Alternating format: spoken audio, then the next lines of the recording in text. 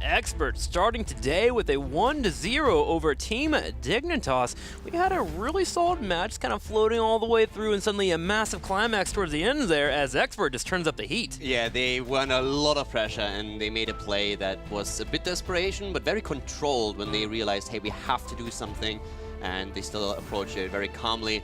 And then they got the snipe against Meriden, and that started a bit of a snowball. Yeah, I'm very impressed at how calm they are in those situations. They did a similar thing against, or in the last series on that the boss pit on Cursed Hollow in Game 4 when they were playing against Tricked.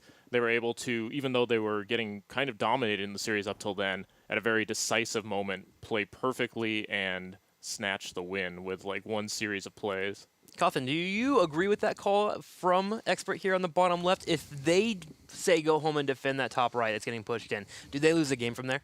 I got to be honest, I did not think that core call was going to work. I thought that the Zeratul VP was going to be too much for a core call to work, but getting that pick off with the exact cocoon timing, it was just very, very well done. It was a bold play. I think doing it again, like it's definitely like a 50-50 if that's going to work or not. But I mean, if you're going to lose the game slowly to Zagar and the map mechanic anyway, like that's the kind of great play that you need to do to win series. And, you know, they saw that and it wasn't something I would have called for there. So I've been outplayed. Expert coming in and showing Cawthon how to play in the future. Eventually, we're going to have one of those calls happening. Let's go ahead and figure out which battleground we're going to for game number 2. Expert once again with a map choice. So Dignitas, as predicted by Caldora, will take the first pick. And Tuma, Spider Queen, another battleground that has that map mechanic of you having to watch out for those pushes. It's also one of those maps where you have to pay attention again to ADRD. He's one of those. We've seen, I think, one Probius play this season already. They've played a lot of standard. We see them with their Sonya if they get it, but it seems as if Dignitas tries to target that now. So it could be a rough awakening for Dignitas if Expert has something prepared here. Cawthon, do you think we'll see another Nazebo today? We saw him a lot yesterday on this battleground. I don't know if we're going to see quite as much of him from EU. I still think everything's got to be focused on the Sonya for now. It was just so dominant. And I think Nazebo's one of those heroes where your opponent, you kind of have to like show that it's something to be feared. It's not a hero that you just innately fear in most situations. Well, let's go into it. Tomb of the Spider Queen, and we'll see if that Sonya is going to be picked up. I will say, I played some Hero League yesterday, and Sonya was everywhere. Everyone saw how dominant she was in Europe, and she got played so often. It was actually pretty ridiculous.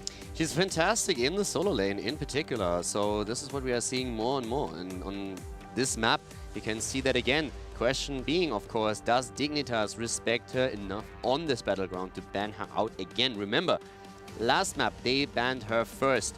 Looks like this time they might be a bit more afraid of ADRD's Medivh though.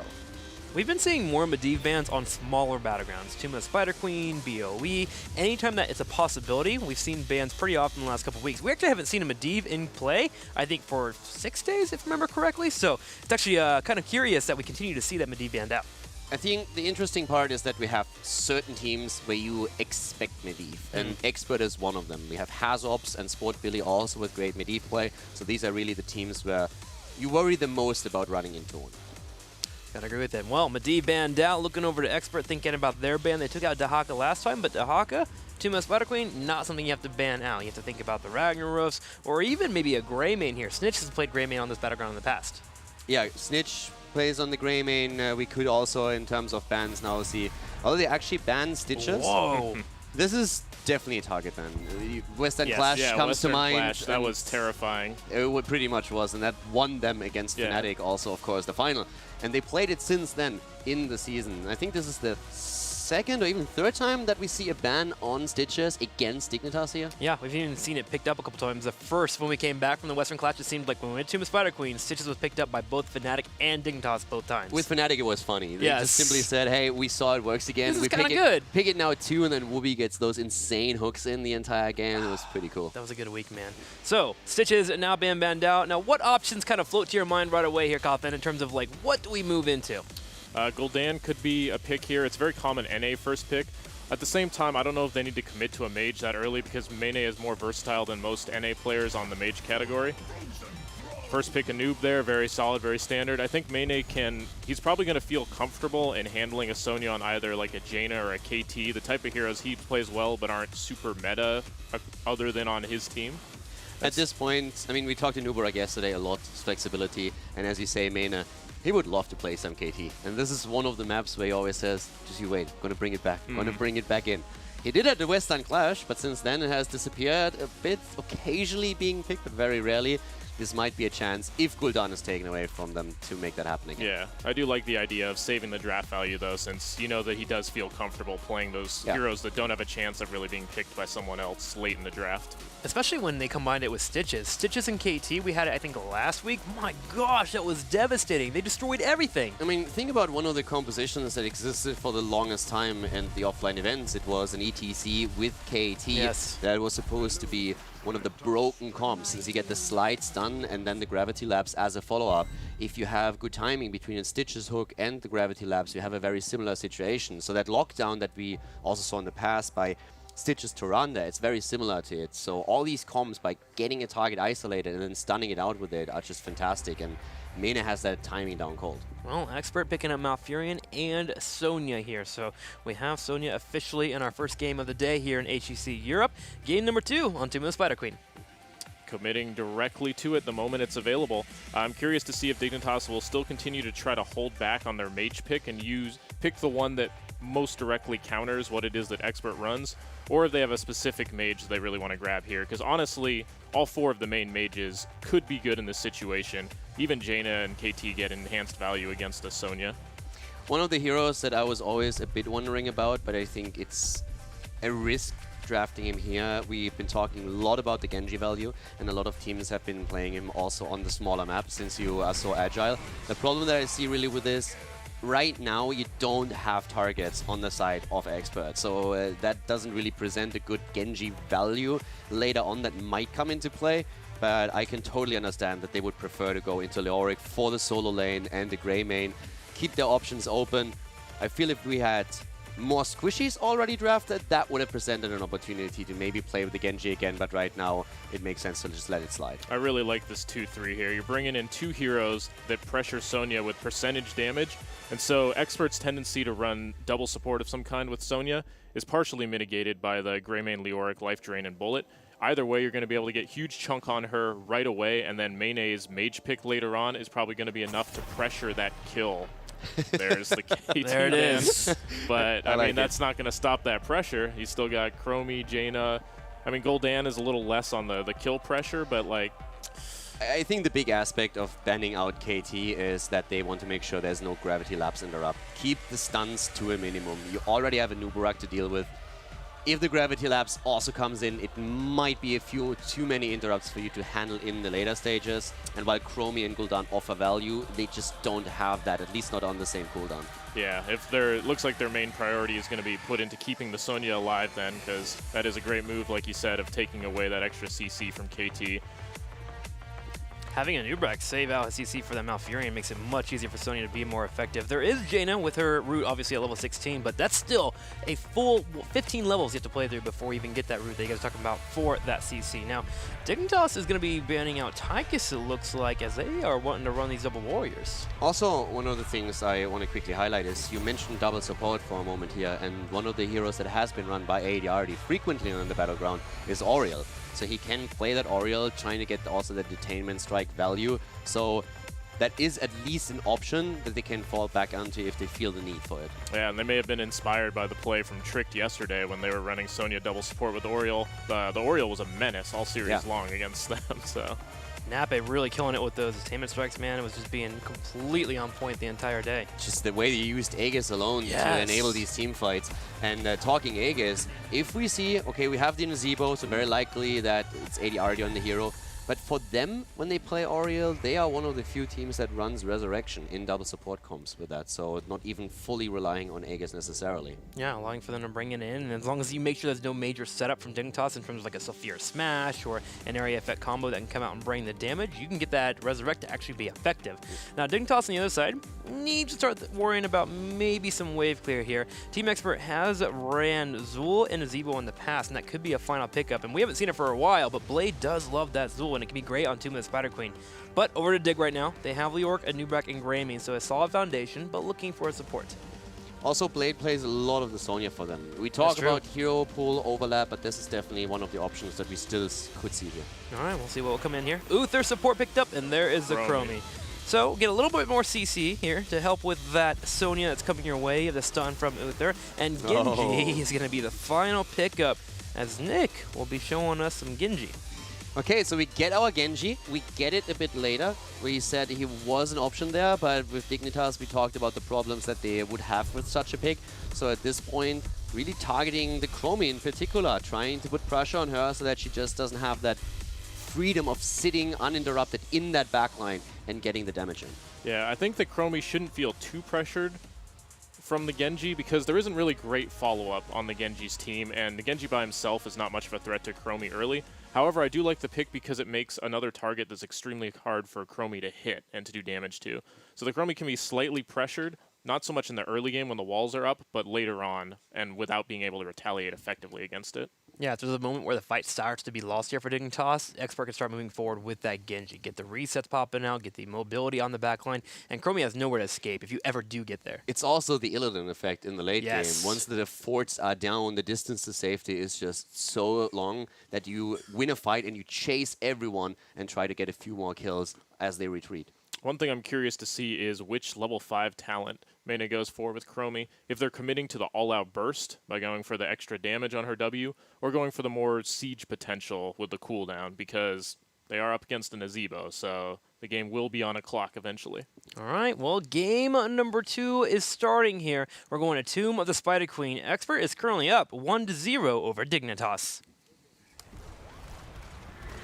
Game number 2 on Tomb of the Spider Queen between Dignitas and Expert. And to the left side, down 1 game in the best of 5 series here at the HGC Playoffs is Dignitas with Mena on Chromie. We're seeing Azalea on Leoric. We have Snitch on Greymane, JPL on Anubarak, and Bakery on Uther.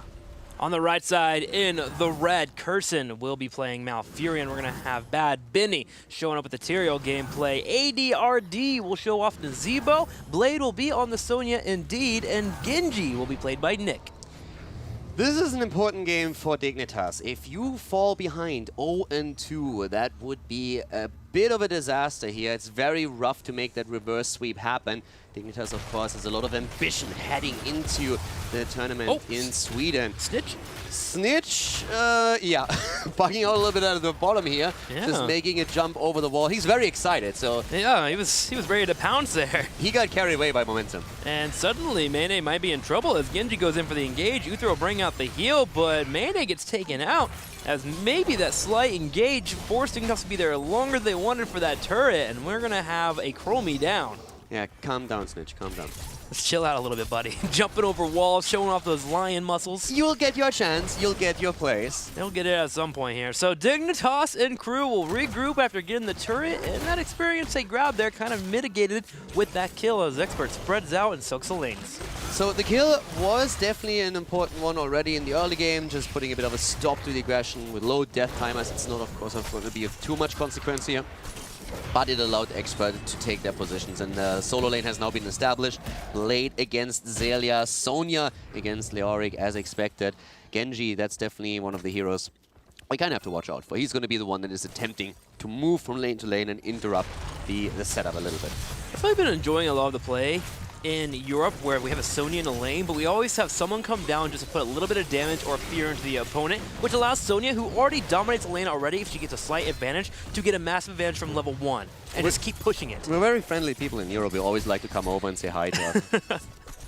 How goes it? Would you like a spot of tea? Things like that. All right.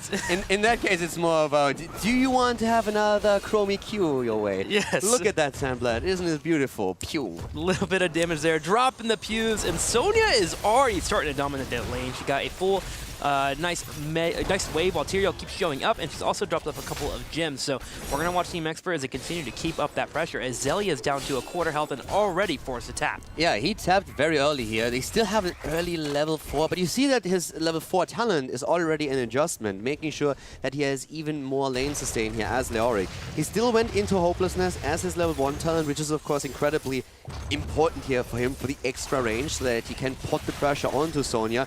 But with the level 4 talent, the fealty onto death, it helps him just to sustain that lane against someone as dangerous as Sonya. If he can hit that W, we'll see if he can do so as Expert. He is doing a solid job of denying any turn-in, but Dignitas is starting to catch up with them in their own deny as they have hit multiple hits in the bottom left. Blade taking some damage here in the bottom left as Zelia is starting to take that lane back. Zelia also zones him from a few of the gems, which can be important later on. AD very low, but gets away. It was hit hard here. That's the power of a burrow charge into a combo from Chromie. Definitely true. That knock-up stun. And this is one of the things that Dignitas practices. All of the teams do that, where they just have 2 heroes, where they know we are going to play those in the future. Let's practice the synergy. Let's queue up as 2, go into unranked drafts, go into team leagues, and just make sure that we do nothing else but use that combo over and over again to simply get the timing down. It's super important if you're trying to play these compositions that you practice them not only in 5 versus 5 scrims, but just as a duo to get the timing down perfectly.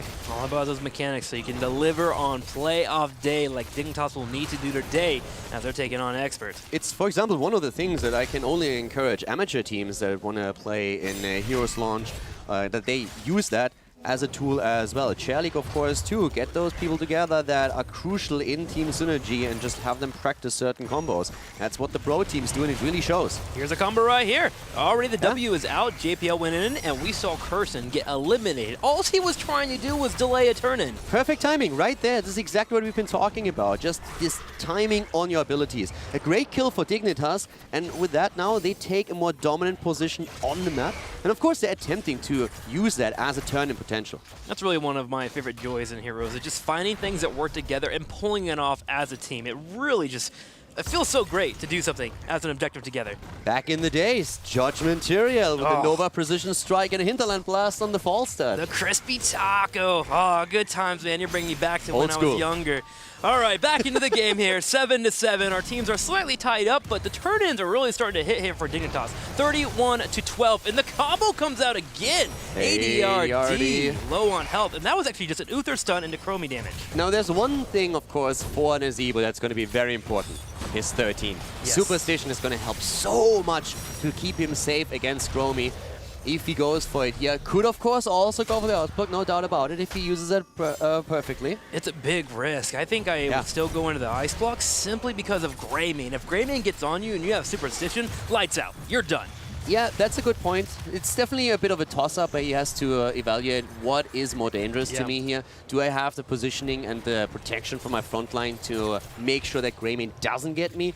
Is Chromie the big danger to me, or is it the Greymane? So that's definitely a call that he has to make later on, depending on how the game flows. We'll see where that talent gets picked up, because you're right, you do have Twilight Dream for the defense against Greymane. You also have Tyrael if he has to bring that sanctification, and you have a Genji, so technically poking is in your favor.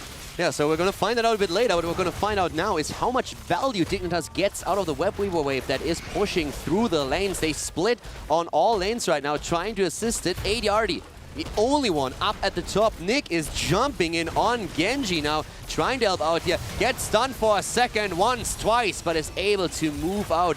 Leoric still fighting with Sonya at the bottom, but all the action up at the top lane in the 4 versus 4. Yeah, really trying to clear out this Web Weaver. What we saw in game number 1 on Brax's holdout, Experts doing a very similar fashion here, where they just hold out until they get to the late game, and they'll be in a great spot. Where Dignitas is actually being a bit more aggressive with their composition, because their composition requires kills for them to get turn-ins to use the map mechanic. Dignitas is also way ahead in experience once again. They are going to head to that 10, and Expert just reached 9. So this is nearly a level lead, and that early heroic ability now finally allows Dignitas to work towards the second turn-in. They are lacking 7 gems until they have a full turn-in available, so that's something that we could definitely see happen here, since for Expert, it's really tricky to get those interrupts before they have the ability to team fight on even talents. Expert takes the time here to clear out the Mercs to get pressure in the middle here to help them set up for that level 10 as they're desperately trying to grab it. Cocoon has been popped out. so we can have Bad Benny possibly get focused down, but he's able to Q away, and Kirsten also drops the cleanse, but JPL will dive in on Mouth. Yeah, there's a lot of cooldowns that were all of a sudden used by Dignitas. Entomb against Kirsten, but there was no follow-up since half the team was still occupied with Tyrael and trying to damage him. That happened in game number 1, where we had level 10 hit for Dignitas, and they went in for a hard engage, but Expert spread out well enough to where they were able to defend. And then they hit 10, and that allows them to go in for a fight. Yeah, and now they can maybe interrupt a turn, and it's only 1 gem that's missing, but only another 10 for Expert. So it depends really on who gets the next turn in here. This is going to be a crucial one. Paralyzing Rage on 7 for Leoric. For the slow, JPL trying to turn in 1 as we have someone sneaking to the bot lane. It's Sonya, but she still has to deal with Leoric. And it's Dignitas with the double turn in. They get 2 back-to-back blue web weavers coming on next. Team Expert does have the tools here to defend at least 2 of their forts. They have Gargantuan, they have Nazeeba Siege as well. Sonya can handle 1 lane by herself as long as it continues to be a 1-on-1.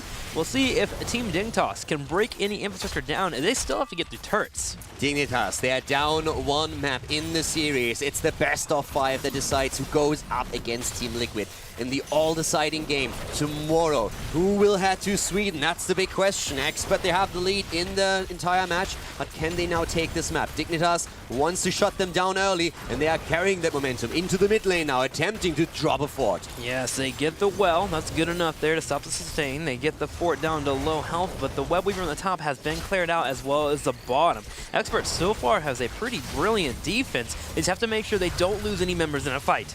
Also, really important here, as we've been talking about ults a little bit, you already pointed out the X-Strike, and what I just quickly want to note here is one of the main reasons why we have X-Strike over Dragon Blade is also that there is on the other side Divine Storm. If you time it perfectly, you can dodge that. So that's another escape tool for Genji, which can be very crucial if you're up against a lot of stuns. So this is one of the things to consider for later on. The mobility is even more so increased. ADRD takes a cursed bullet to the face. Cocoon comes out, and we're not going to have anyone popping out to keep alive the Nazebo. Yeah, that was also well done with the coordination on the Cocoon here. So Nazebo is down. That's a good kill. And they still maintain that 1 level lead, which will take them to level 13 any moment, and the talent that goes with it.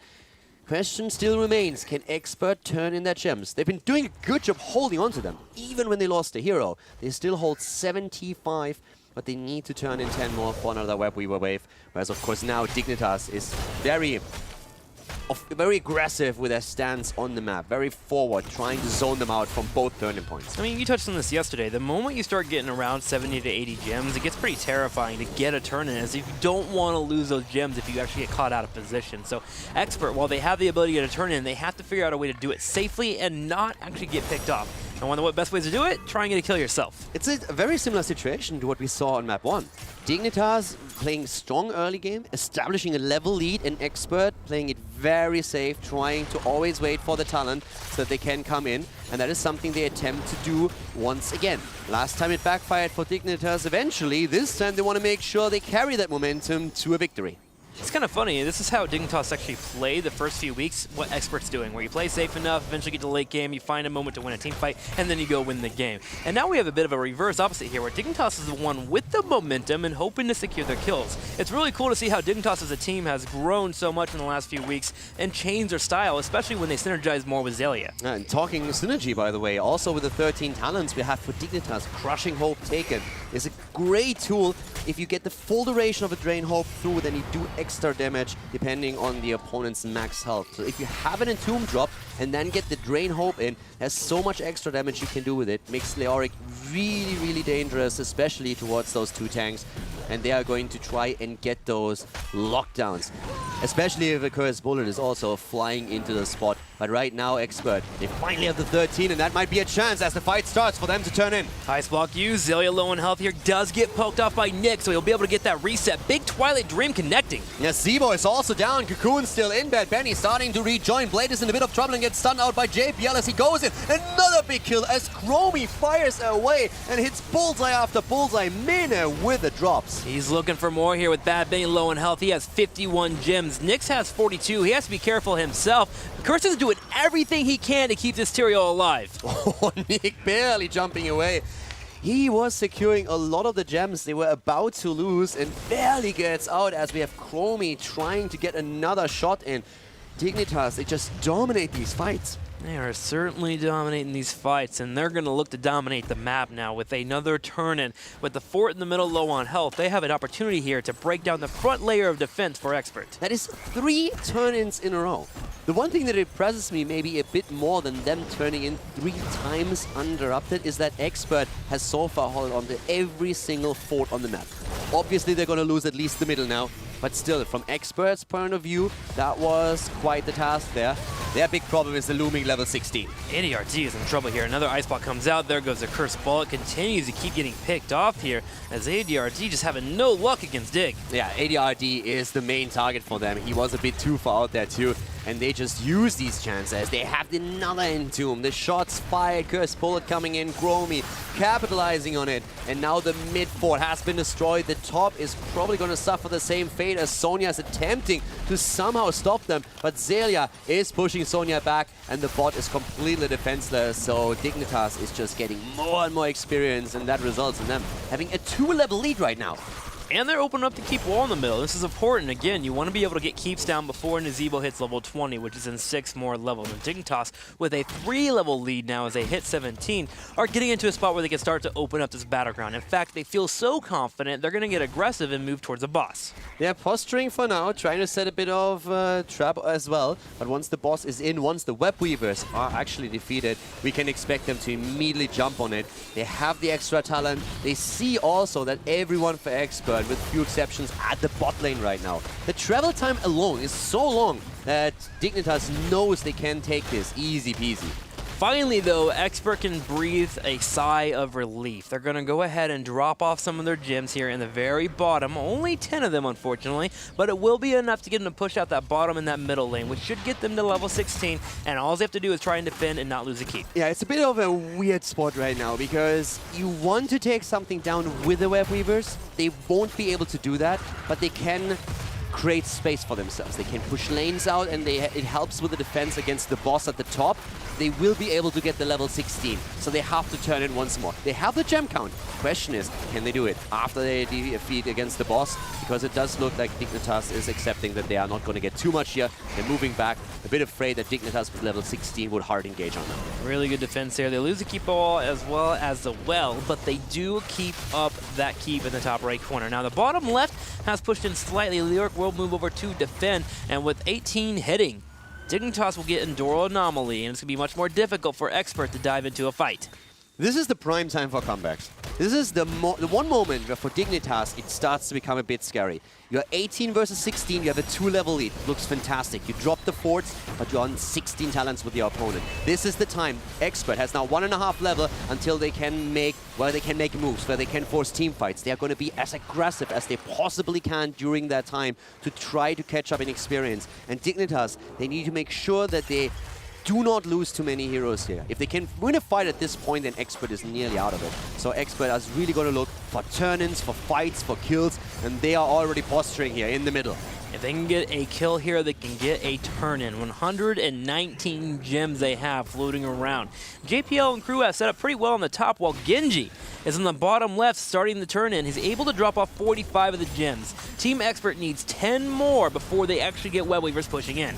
Yeah, they need 10 more, and they're trying to get those in. A lot of poke happening against Zelia, and Entomb being used, played, isolated. They go in, that's the stun with the Divine Storm, and Sonya goes down. Multiple forms of CC hitting Sonya, and she does fall. Bad Pity is on the right side here. He's picking up all the gems that he can. He's able to retreat with 62, but again, the main story, Sonya no longer on the field. Huge blow. Huge blow against Team Expert. Right now, they are only 1 level away from their opponent reaching 20. And that is more or less a death sentence. And with Sonya dying, they can't engage. They cannot turn in. Dignitas is guarding both turn-in points. They have good vision. They have everything they need right now. Time is working in their favor. The question really remains, what is Dignitas doing? A blue Web Weavers even being turned in. They had the gem count. Dignitas is not going to be able, they will at some point have to fight against level 20 talents without holding them themselves. One of the main things that you usually do against a comp like this is Leoric is normally split pushing, so you go in for a pick off of him. But Zelia is so good at being a solo laner that he hardly ever gets picked off. Think about his Dahaka's play, his Leoric play, the 20 about to hit here for Dignitas. Zelia just in a spot where he can't even get chased down, and Team Expert just sits back by their keeps and they play defensively due to nothing being available. This is the time where you really pray for your opponent to make a mistake. Expert is hoping for mistakes to be made by Dignitas. Dignitas has a 2.5 level time window where they can push in. They are going to get keeps and not only one. They're pushing in and they're pushing in hard. Nick barely getting out of there. Just Close barely. call. His jump was actually even interrupted there by JPL. Had to use his Swift Strike to get away. So it is clearing out the top lane, but that keep in the middle is definitely down. We have one keep finally falling. Yeah, and they can now rotate to the other keeps. If they can get kills here, they can even end. They have that 20. It is so strong for them now. It's a fantastic game. 6 kills against 2. They're starting to move in here once more at that top lane. Blade under so much pressure. And Dignitas, they hold back their cooldowns. Just look at the bot lane. In the meantime, it's another keep falling, and Sonya just gets bodied. Perfect time trap setting up for Sony to get taken out, and she is blown up. JPL helping out with the Impale as well, and that is going to be a second keep killed out. 18 is the level for Expert. They still need 2 more levels, but will they have the chance? Nick has to use an X-Stripe just to live, but he doesn't. Bad Benny with 70 gems is trying to create space. Yeah, this is, they just lost the gems, they just lost the game. This is over. All of the keeps are gone. It's a 5 versus 2. Only Nazebo and Malfurion remain, and Dignitas, they move on to the core. They are going to take this game, looking strong here on the second map, looking to tie the series against Team Expert at the HGC Playoffs. Dignitas tying it up here 1-1. Expert's core continues to fall, and we're getting a game number 3 here, and we're going in on even footing as Dignitas again gets the victory. Kothan, what'd you think of that match? I think that game was so perfect to watch compared to yesterday's games against Nazebo as textbook what you have to do against a team that wants to stall out for the late game. Dignitas was not going to allow them to just stand on the map, stay even, get turn-ins. Everything they did was contested by heavy burst damage, and then they pushed that advantage late game once they had a 15-minute plus Web Weaver. I mean, it's just what you have to do against Nazebo. You have to be aggressive. Even if you're even, you don't back down. You keep going, because even if you're at an even fight, it's going to be way worse when they get to 20. You just push that advantage as hard as you can, and that's what Dignitas did. They got kill after kill, and especially when they controlled 3 turn-ins in a row, so much momentum was built at this point where Expert was just falling farther and farther behind. And every time they seemed to have a bit of an opportunity, it was an immediate isolation of a target and a kill, and Tomb being used, not catching Sonya, but just pushing her away from everyone. She was trapped on the side. They get that kill, and at that point, there was already a moment when Expert said, hey, we can't do anything now. We have to move back. We have to wait for Sonya and hope for the best, and Dignitas just never gave them an opportunity. I mean, for perspective, there was only 9 kills that happened there, but it felt more explosive than that. 20 kills, it felt like, because of how much they were catching off the Nazebo, slowing down the pushes, always getting an advantage, whether it's a turn-in, as you mentioned, even going for the forts, getting low damage overall. I mean, think about it. They had 3 turn-ins before they finally got a fort killed off. That's how good the defense was for Expert, but the point is what you brought up, is they kept rolling forward. They tried to steamroll their opponents, because that's what you have to do. Don't allow them to get to level 20. Yeah, the pressure was on the entire time. There was no time where the team with Nazebo could step up in the mid to early game and not be collapsed on, and that's what needs to happen. It was a great job by Dignitas. Keeping up with the pressure, constantly bringing in there. A new rack looking great too. Let's go ahead and get ready for game number